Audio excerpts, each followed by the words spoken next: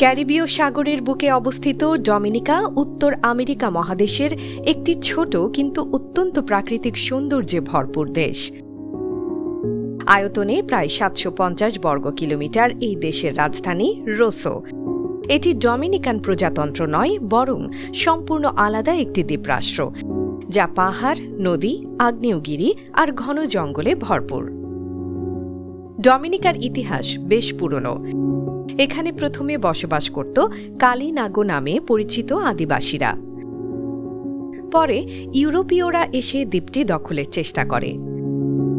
France ও Britain বহুবার এই দ্বীপের নিয়ন্ত্রণ নিয়েছে। শেষ পর্যন্ত ব্রিটিশদের অধীনে থেকে ১৯৭৮ সালে দেশটি স্বাধীনতা লাভ করে।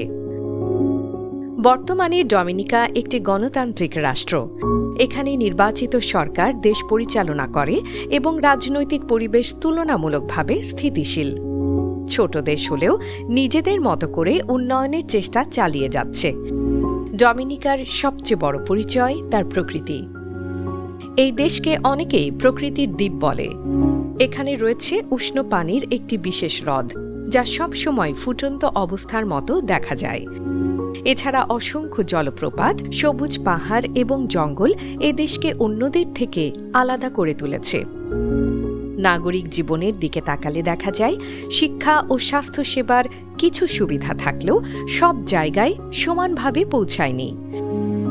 প্রাকৃতিক দুর্যোগ, বিশেষ করে ঘূর্ণিঝড়, দেশের জন্য বড় সমস্যা। অনেক সময় এতে ঘরবাড়ি ও অবকাঠামোর ক্ষতি হয়, যা মানুষের জীবনকে কঠিন করে তোলে। ধর্মীয়ভাবে এখানকার অধিকাংশ মানুষ খ্রিস্টান। বিভিন্ন গির্জা ও ধর্মীয় প্রতিষ্ঠান এখানে সক্রিয়। ভ্রমণের জন্য ডমিনিকা একেবারে আলাদা ধরনের অভিজ্ঞতা দেয়। এখানে সমুদ্র সৈকতের চেয়ে বেশি আকর্ষণ জঙ্গল, পাহাড় আর জলপ্রপাত। যারা প্রকৃতির কাছাকাছি থাকতে চান, নিরিবিলি পরিবেশে সময় কাটাতে চান, তাদের জন্য এই দেশটি খুবই উপযোগী।